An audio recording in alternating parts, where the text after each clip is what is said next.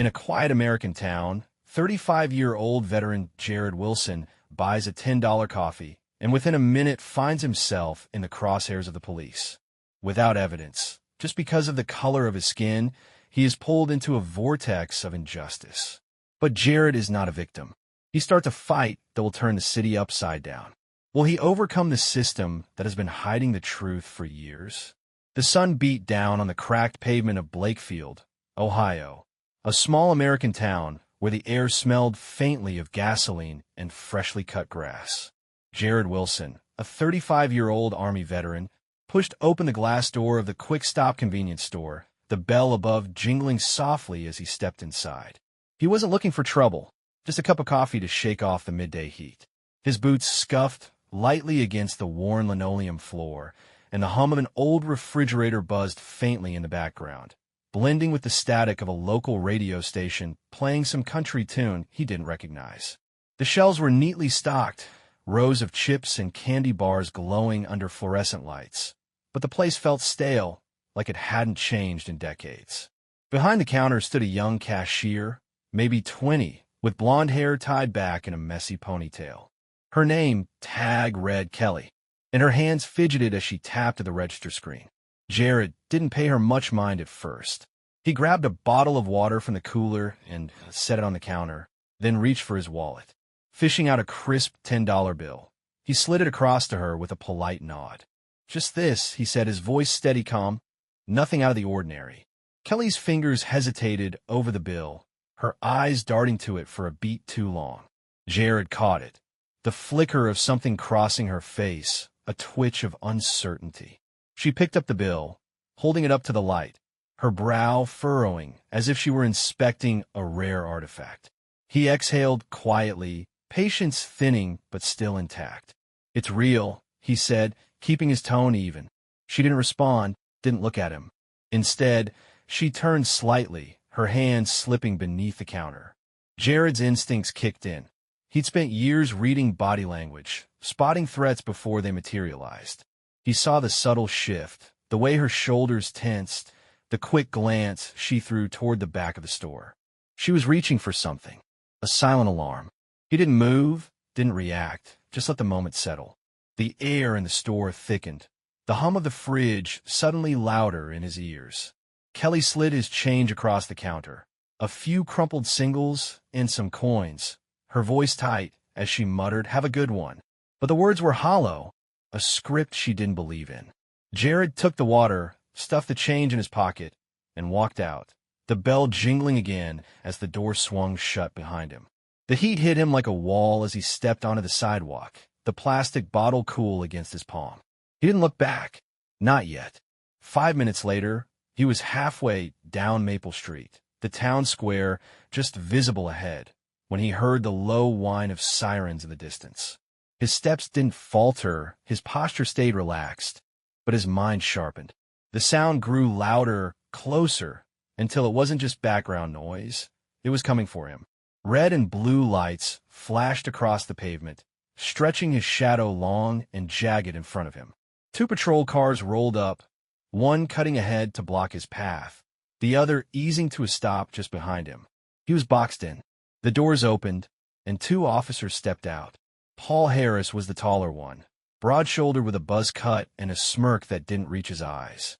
Mike Lester followed, shorter, wiry, his hand resting near his holster like he was itching to use it. Jared stopped walking, shifting the water bottle to his left hand, keeping his right free. He knew their type. Men who wore their badges like crowns, who didn't ask questions because they'd already written the answers. "Stop right there," Harris said, his voice casual but edged with something harder. He took a step closer, sizing Jared up like he was a problem waiting to be solved. "Mind telling us where you're coming from?" Jared met his gaze, unflinching. "The quick stop. Bought some water." He held up the bottle slightly, the receipt still tucked in his pocket if they bothered to ask. They didn't. "You pay with cash," Lester chimed in, his tone sharper, his eyes narrowing. "Yeah," Jared replied, keeping it simple. $10. Harris exchanged a glance with Lester, a silent conversation passing between them. Harris sighed, stepping forward, his boots loud against the pavement. We got a call about a counterfeit bill. You wouldn't know anything about that, would you? Jared's jaw tightened just slightly, the first flicker of frustration curling in his chest. It wasn't fake. Check it yourself. Harris tilted his head, his smirk widening into something smug. Oh, we'll check it all right. But first, you're coming with us. He gestured toward the patrol car, his hand hovering near his cuffs. It wasn't a question. It was an order. I didn't do anything, Jared said, his voice steady, firm, but not loud. He learned long ago that volume didn't win arguments with men like this. Control did. Lester stepped closer, crowding his space. That's not what we heard. Now, you can make this easy, or you can make it hard. Your call. Jared let out a slow breath, his mind racing through options. He could argue, point out the obvious, that they had no proof, no reason to stop him, but he knew it wouldn't matter. Not here. Not with them. He'd seen this play out before, in stories from friends, in memories he didn't like to revisit. They didn't see a veteran, a man who'd serve his country, a guy just trying to get through the day. They saw a black man with cash in his hand, and that was enough. Am I under arrest? He asked, his tone still calm, testing the line. Harris chuckled, a dry, humorless sound. Not yet, but keep talking, and we'll get there. He nodded at Lester, who reached for Jared's arm, his grip tight, unnecessary. Jared didn't pull away. Not yet, but he felt the pressure, the weight of their intent pressing down like the heat outside. Let's go, Lester said, shoving him toward the car. The sirens had stopped, but the lights still flashed, painting the quiet street in sharp, accusing streaks. People lingered nearby, an old man on a porch, a woman peering from a shop window. But no one moved, no one spoke. Blakefield had seen this before. It was routine, a script everyone knew by heart. Jared's pulse stayed steady as they pushed him into the back seat, the door slamming shut with a heavy thud. The plastic interior smelled of sweat and old coffee, the air stale and thick. He shifted slightly, the bottle still in his hand, his eyes locked on the officers as they climbed in front. Harris glanced at him through the rearview mirror, his smirk fading just a little when he met Jared's gaze. Unbroken, unflinching. They thought they had him. They thought this was the end of it. But Jared Wilson wasn't just another name on their list. He'd tracked enemies across deserts, brought down men who thought they were untouchable. And now, staring out at the sleepy streets of Blakefield as the car pulled away, he knew one thing for certain. This wasn't over. It was just beginning. The Blakefield police station was a squat, faded building, its brick walls stained by years of neglect, and its metal doors scratched from countless hands shoving them open. Inside, the air was cool but heavy, thick with the scent of stale coffee, sweat, and the faint tang of cleaning solution that couldn't quite mask the grime. Fluorescent lights buzzed overhead, casting a harsh glow over the cluttered desks and the low murmur of officers going through the motions of another slow afternoon.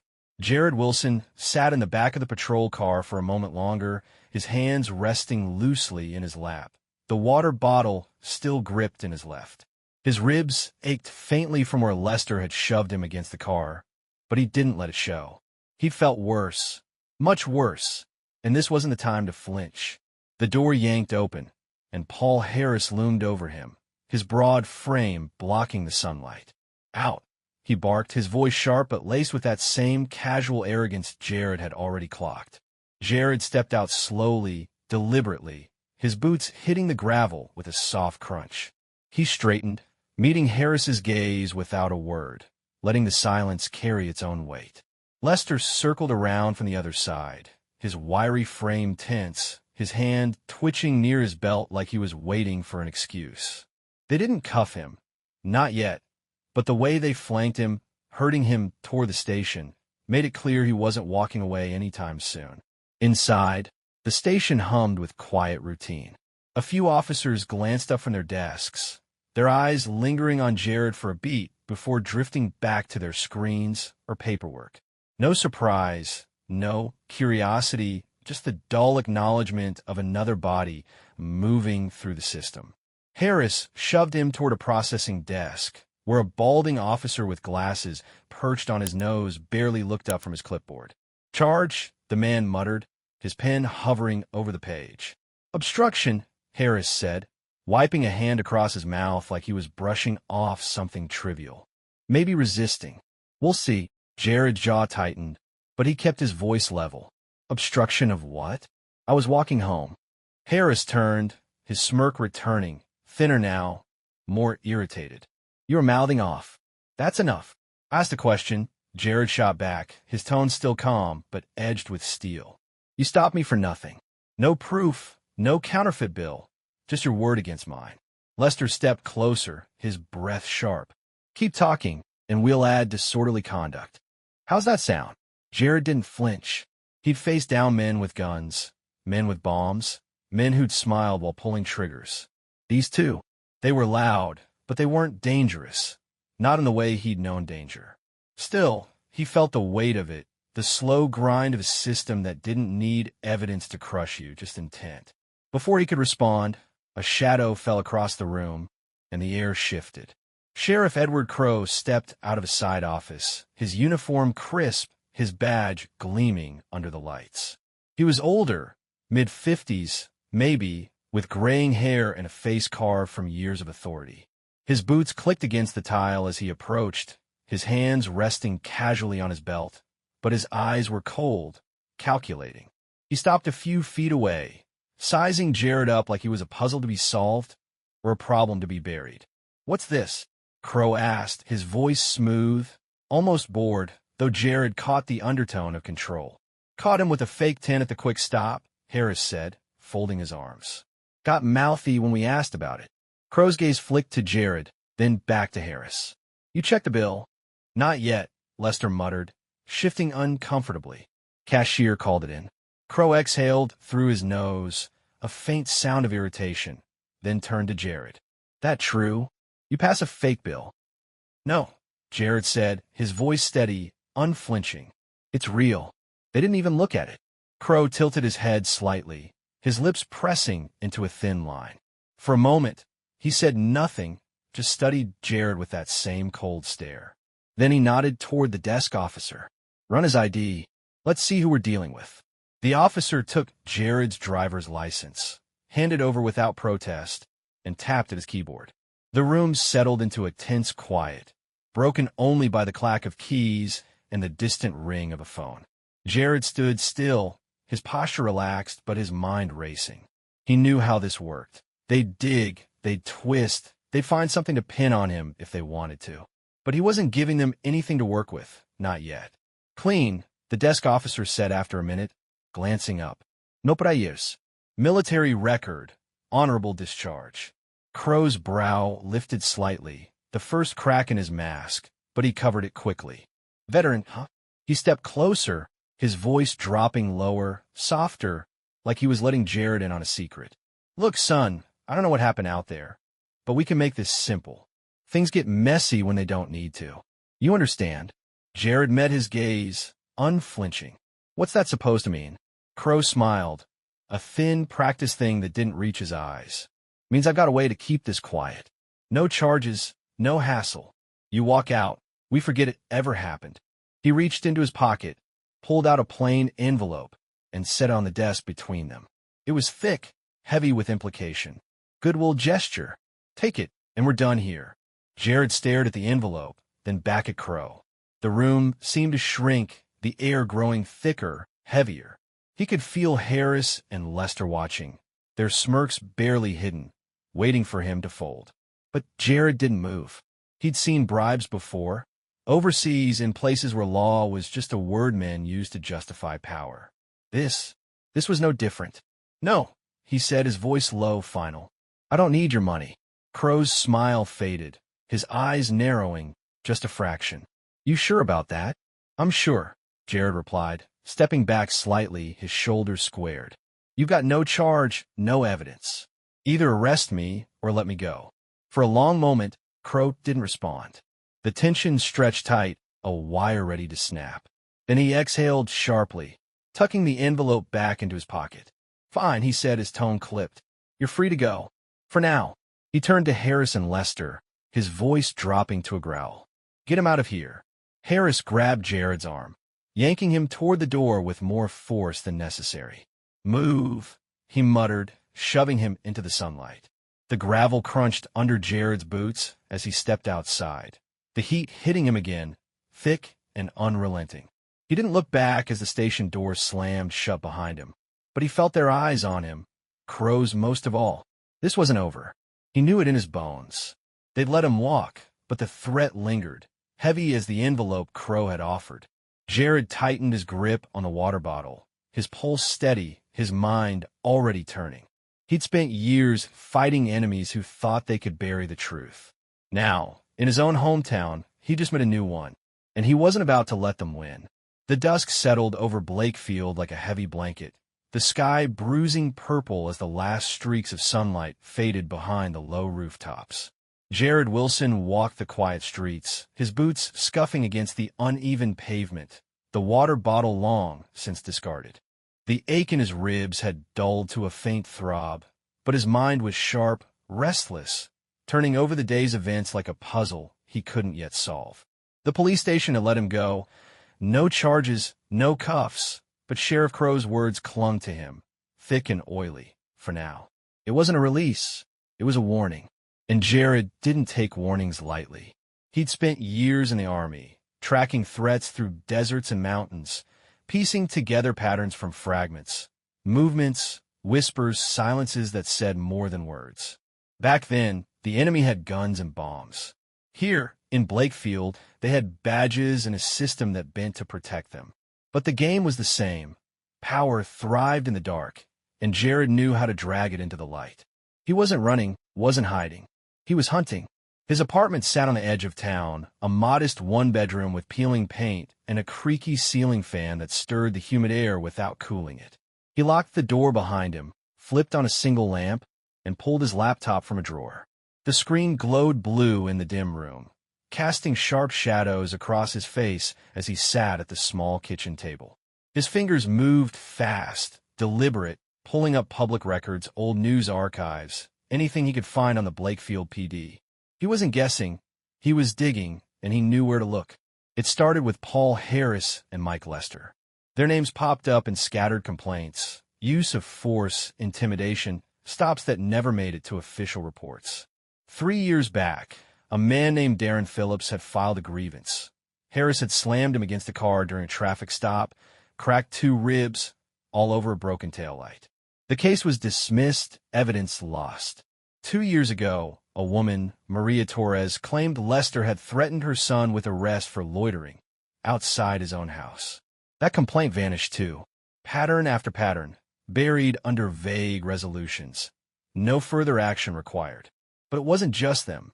Jared's gut told him Crowe was the linchpin, the man who made the pieces fit. He searched deeper, cross-referencing names, dates, anything that might crack the surface. Then he found it. A ghost in the records, a case that didn't add up. 5 years ago, a 19-year-old kid named Marcus Reed had been picked up for questioning after a convenience store clerk, coincidentally at the quick stop, called in a suspicious transaction. The report said he'd been released that night. No charges. But Marcus never made it home. His family filed a missing persons report 2 days later. The investigation, closed in a week, ruled a runaway. No witnesses, no follow-up, no body. Jared leaned back, his breath slow, a cold weight settling in his chest. He'd seen this before. Overseas, in places where men disappeared and the powerful wrote the endings. Here in Blakefield, it was quieter, cleaner, but no less deliberate. Marcus Reed wasn't a runaway. He was a loose end, and someone had tied it off. The question was who? Harris and Lester were muscle, not masterminds. Crowe, though, he had the pull, the control. Jared's fingers hovered over the keys, then he typed again, pulling up every name tied to that case. One stood out. Edward Crowe, listed as the supervising officer. The realization hit hard, but Jared didn't flinch. He'd expected rot. He just hadn't known how deep it went. This wasn't about a single fake bill anymore. It was about a town that let men like Crowe erase people. And Jared wasn't about to let it stay buried. He needed more than records, though. He needed eyes, ears, someone who could amplify what he'd found. He scrolled through his contacts, landing on a name he hadn't called in years. Casey Thompson, an investigative journalist who'd cut her teeth in Cleveland before moving back to Blakefield. She'd always had a nose for corruption and a backbone to match. He dialed, the line ringing twice before her voice came through, sharp and curious. "Jared? Been a while. What's up? You still chasing stories?" he asked, keeping it light but direct. "Always," she replied, a grin audible in her tone. "What V you got?" He glanced at the screen, at Marcus Reed's name staring back at him. "More than you'll know what to do with. Meet me tomorrow, diner on 3rd, 8 a.m. Bring a recorder." A pause, then, "This better be good, Wilson." "It's better than good," he said. "It's the truth." He hung up, leaning back in the chair, the fan creaking overhead. The next morning, he was at the diner early, coffee in hand, the files stacked neatly beside him. Casey slid into the booth across from him, her dark hair pulled back, her eyes bright with anticipation. She set a recorder on the table, hit record, and leaned in. "All right, soldier. Spill it." Jared didn't waste time. He laid it out. Harris and Lester's history, the quick stop incident, Crowe's hush money, and Marcus Reed. Casey's pen flew across her notebook, her brow furrowing deeper with every word. When he finished, she sat back, exhaling hard. "Jesus, Jared. This isn't just a story, this is a bomb." "Can you run it?" he asked, his voice steady but urgent. She nodded, already thinking ahead. "Give me 48 hours. I'll verify what I can, pull some strings. If this holds, and it will, it's front page. Maybe more." "It holds," he said, sliding a USB drive across the table. "Everything's there." She took it, her expression shifting to something fiercer. "You're sure about this? They'll come for you." "Let them," he replied, his gaze unwavering. "I'm ready." 2 days later, the Blakefield Gazette hit the stands. The headline screamed, "Police corruption exposed. Veteran targeted, teen's disappearance linked to sheriff." The article detailed Harris and Lester's complaints, Jared's arrest, and Marcus Reed's case. Backed by leaked records Casey had dug up through her own sources. By noon, it was online, spreading like wildfire, Twitter, local news, even a Cleveland station picking it up. The town buzzed, people whispering in diners, on porches, in grocery lines. Jared sat in his apartment, watching it unfold on his laptop, the comments piling up. Always knew something was off with Crowe. Poor kid, where's Marcus? Time for justice. His phone buzzed. "Casey. You see it?" she asked, her voice electric.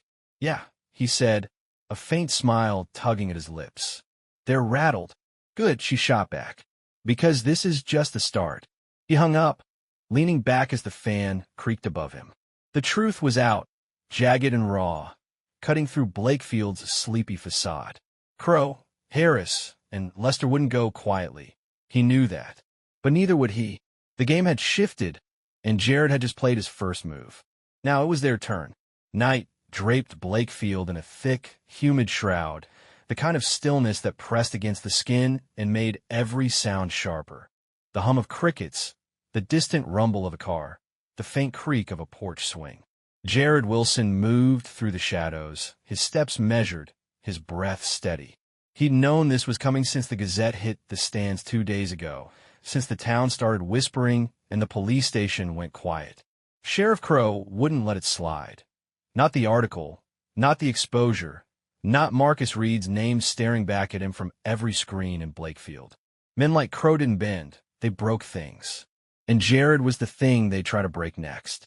He prepared for it, not with fists or guns. Those were tools he'd left behind in the desert, but with something sharper, foresight. 2 days ago, he'd rigged cameras along the alley behind Sutter's Hardware, a narrow stretch of cracked pavement flanked by brick walls and apartment windows. The angles were perfect, the blind spots eliminated, the audio crisp. He'd picked the spot deliberately, not just for the trap, but for the audience. The second and third floor windows were occupied, curtains parted just enough for curious eyes. If Crowe's men came, they'd be seen. If they spoke, they'd be heard. It started at the diner. Jared left Casey's booth at 9 p.m., coffee still warm in his cup, the weight of her latest update settling in his chest. They're scrambling. Word is Crowe's pissed, really pissed. He nodded, said good night, and stepped into the dark, his hands loose in his pockets, his senses tuned to every shift in the air. He felt it almost immediately, the prickling awareness of being watched. A car rolled past, too slow to be casual, its headlights dimmed. Footsteps echoed faintly, out of sync with his own. They were following, waiting for the right moment. He let them think they had it. He turned down Elm Street, then cut toward the alley, his path deliberate, baiting them in. The car slowed again, doors clicking open as he slipped between the buildings. 4 sets of footsteps hit the pavement, heavy, purposeful. Jared stopped halfway down the alley, his back to them, his posture relaxed, but his muscles coiled, ready. He heard the shuffle, the low mutter of voices, then silence, the breath before the strike. He turned slowly, facing them. Paul Harris stood front and center, his face unmasked, his eyes burning with fury. Mike Lester flanked him, twitchy, less certain, his hands balled into fists. 2 others lingered behind, hired muscle, faces obscured by black hoods, their presence meant to tip the scales. Harris stepped forward, his breath sharp, his body vibrating with barely contained rage. "You should have stopped," he growled, his voice low, jagged. "Should have taken the money and shut your damn mouth." Jared didn't flinch. "Money doesn't bury the truth," he said, his tone calm, cutting. "You think beating me changes what everyone knows." Harris's face darkened, his jaw clenching. "You think you're untouchable? You think that little story makes you a hero?" He took another step, closing the gap. "You're nothing. We run this town, you don't." Jared tilted his head slightly, his voice steady. "Then why are you here? If I'm nothing, why's Crowe sending you after me in the dark?" Lester shifted, his eyes darting to Harris, then away. "Shut him up," he muttered, but it lacked conviction. The 2 masked men edged closer, their silence heavier than words. Harris smirked, a cruel twist of his lips. "You're going to take down that article," he said, his voice tightening. "You're going to call that bitch reporter and tell her it's over. Or we make sure you don't talk again." There it was, the confession, raw and unguarded. Jared let it hang, let it sink in, knowing the cameras were rolling, the windows above alive with shadows. "And if I don't?" he asked, his tone almost curious, baiting them further. Harris lunged, his fist swinging fast, aimed for Jared's jaw. Jared saw it coming, years of training kicking in, and stepped aside, letting the momentum carry Harris forward. The punch grazed his shoulder, a dull sting, but Jared stayed upright, his stance unshaken. Lester hesitated, then rushed in, his movements sloppy, desperate. Jared pivoted, grabbing Lester's arm and twisting it just enough to send him stumbling into the wall with a grunt. The masked men froze, caught off guard, their confidence cracking. Harris spun back, his face red, his breath ragged. "You're done," he shouted, charging again. This time, Jared didn't dodge. He braced, took the hit, a hard shove to the chest that pushed him back a step, and let Harris think he'd won. The cameras needed this, the aggression, the intent, the proof. Above, a window creaked open wider. A voice called out, faint but clear, "Hey, what's going on down there?" The alley shifted. Harris froze mid-step, his eyes darting up. Lester scrambled to his feet, his hands shaking. The masked men backed off, their steps faltering. Jared straightened, wiping a trickle of blood from his lip. Harris's first swing had clipped him after all. "You hear that?" he said, his voice low, steady. "People are watching. You're not invisible anymore." A red glow flickered from a third-floor window, a phone recording, then another.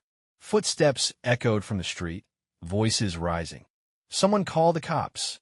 Harris's smirk was gone, replaced by something raw, unsteady. "This isn't over," he spat, but his voice cracked, his bravado leaking away. Jared stepped closer, his gaze locked on Harris's. "It is for you," he said, his words quiet but lethal. "You just gave me everything I needed." Lester grabbed Harris's arm, pulling him back. "We gotta go now." The masked men were already retreating, melting into the shadows. Harris glared at Jared, his chest heaving, but he didn't swing again. He knew the alley wasn't theirs anymore. They turned and bolted, their footsteps fading as tires squealed from the street beyond. Jared stood alone, his breath slow, his body aching but unbroken. The cameras had caught it all. The threats, the attack, the panic as they fled. Above, more windows glowed, more voices murmured, the town waking up to what had just happened. His phone buzzed in his pocket. Casey, no doubt, already hearing the chatter. He didn't answer yet. He wiped his lip again, tasting iron, and let a faint smile tug at his mouth. They'd walked into his trap, handed him their own downfall on a platter. The footage would hit the internet by morning, and Crowe's empire would start to crumble. This wasn't the end, not yet, but it was the tipping point. Jared exhaled, rolling his shoulders, the night air cool against his skin. He'd set the stage. Now it was time to watch them fall. The morning sun rose over Blakefield, Ohio, casting long, golden streaks across the town square, where the air buzzed with a restless energy. Jared Wilson stood on the courthouse steps, his hands in his pockets, his posture steady despite the faint ache lingering in his ribs from the alley last night. The bruise on his jaw had darkened overnight, a quiet testament to Harris's swing, but it didn't weigh him down. Around him, the town pulsed with life. Reporters clustered near the entrance, cameras flashing, voices overlapping in urgent tones. People gathered on the sidewalks, some whispering, some staring, all waiting for the final act of a story that had torn their quiet world apart. Inside, the courthouse was packed, the wooden benches creaking under the weight of a crowd that spilled into the aisles. Jared took a seat near the front, his eyes fixed on the defense table where Sheriff Edward Crowe, Paul Harris, and Mike Lester sat, their faces carved from tension. Crowe's uniform was gone, replaced by a plain suit, but his jaw stayed locked, his hands pressed flat against the table, as if he could still command the room. Harris slouched slightly, his fists clenched, his bruised knuckles a mirror to Jared's own marks. Lester looked hollow, his shoulders hunched, his gaze darting to the exits like a trapped animal. The weight of the night before, the alley, the footage, the confessions, hung over them like a storm ready to break. The judge, a stern woman with silver hair and a no-nonsense stare, took her seat, the gavel's sharp rap cutting through the murmurs. "Order," she said, her voice firm, final. She flipped open a thick file, her eyes scanning the pages before lifting to the room. "This court has reviewed extensive evidence, video recordings, witness testimonies, leaked records, and statement from the defendants themselves. What we determined today is not guilt. That's been established. It's consequence." A ripple of agreement passed through the crowd, heads nodding, breaths held. Jared sat still, his pulse even, his mind clear. He'd seen justice play out before. Overseas, in dusty tribunals where warlords faced their reckonings. But this was different. This was home, and it mattered more. The judge turned to Lester first. "Michael Lester," she began, her tone unwavering, "for your role in the unlawful assault on Jared Wilson, falsifying reports, and complicity in a pattern of misconduct, I sentence you to 10 years in federal prison." Lester's head dropped, his breath hitching, but he didn't speak. The room shifted, a low hum of reaction swelling. The judge's gaze moved to Harris. "Paul Harris, your direct aggression in the attack, your history of excessive force, and your attempts to intimidate a citizen exposing corruption carry a heavier toll. You're sentenced to 15 years in federal prison." Harris's fists tightened, his face flushing red, but he bit back whatever words burned in his throat. The crowd murmured louder now, a mix of shock and satisfaction. Then came Crowe. The judge paused, letting the silence stretch, her eyes narrowing slightly as she studied him. "Sheriff Edward Crowe," she said, her voice dropping lower, sharper, "you were entrusted with this town's safety, its trust. Instead, you built a system of abuse, enabled violence, and ordered an assault to silence the truth. For conspiracy, obstruction of justice, and abuse of power, I sentence you to 30 years in federal prison." The courtroom erupted, gasps, whispers, a few sharp claps breaking through the chaos. Crowe's mask cracked, his hands trembling faintly as he stared ahead, unblinking. Jared watched it all, his expression unchanged, but inside, something settled, a quiet, steady relief. This wasn't revenge, it was balance. Years of buried wrongs. Marcus Reed, the countless others swallowed by Crowe's reign, had finally been answered. The gavel fell again, and the sentences were sealed. Reporters scrambled, phones buzzing as the news spread beyond Blakefield borders. Outside, the crowd grew, people exchanging looks of disbelief and hope. Jared stepped onto the steps, the sun warm against his skin, the air lighter than it had been in weeks. Casey Thompson pushed through the throng, her notebook in hand, her grin wide. "You did it," she said, breathless. "They're gone." "Not just them," Jared replied, his voice low but firm. "The silence is gone too." She nodded, already scribbling. "This changes everything. The town's waking up." He didn't answer, just let his gaze drift over the square. The barber shop where old men now talked openly. The grocery store where people lingered, unafraid. Blakefield wasn't perfect, but it was shifting, and that was enough for now. Later that afternoon, he walked back to the quick stop, the bell jingling as he stepped inside. A new cashier stood behind the counter. A middle-aged woman with a polite smile, no trace of the nervous Kelly who'd set this in motion. "Afternoon," she said, ringing up his coffee. "Nice day out there." "Yeah," Jared agreed, sliding a $10 bill across the counter. She took it, checked it briefly, and handed him his change. No hesitation, no alarm. He picked up the cup, the warmth seeping into his hands, and pushed the door open again. The sun hung high, the heat rolling off the pavement, but it didn't feel oppressive anymore. He took a sip, the bitterness grounding him, and started down the street. His phone buzzed. Casey again, probably with another update, but he let it ring. For the first time in weeks, he didn't need to plan, to dig, to fight. The truth was out, the guilty were behind bars, and Blakefield was breathing again. He'd come full circle, not as a victim, not as a soldier, but as a man who'd refused to bend. Behind him, the town moved on, slower, quieter, but different. A kid rode by on a bike, laughing. A woman waved from her porch. The Quick Stop's neon sign flickered to life as dusk crept in, steady and untroubled. Jared kept walking, his shadow stretching long ahead of him, his steps sure. Justice had won, not with blood or chaos, but with patience, proof, and a town that finally stopped looking away. He exhaled, the weight lifting fully at last, and let himself feel it. Peace.